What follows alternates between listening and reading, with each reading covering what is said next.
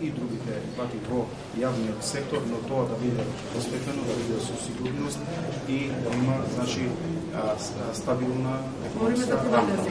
Сега ќе кажам, ние во нашиот дел, во јавниот сектор, како влада, сме ги зголемиле платите од првата година кога сме доаѓали на власт на здравството, сме ги зголемиле платите во образованието, во полиција, сме ги зголемиле пензиите.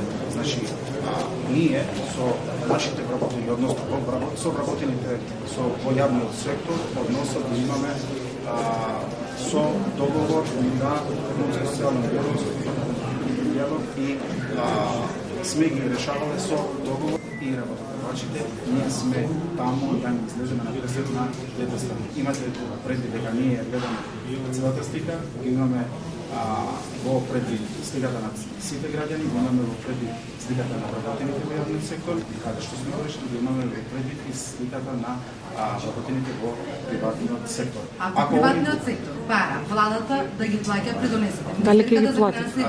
Значи не е возможно. Негативности во буџетот. Дали вие како министар и како влада сте спремни на ова? Во четврток имаме состанок со представници синдикатите УПОС.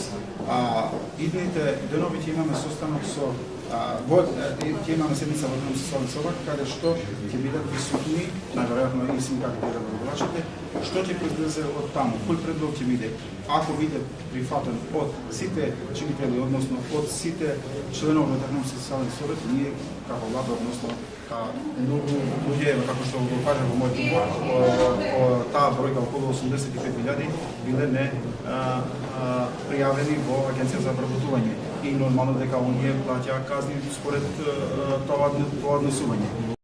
Многу луѓе, како што го кажа во мојот говор, таа бројка околу 85.000 биле не пријавени во Агенција за вработување и нормално дека оние плаќаа казни според тоа однесување.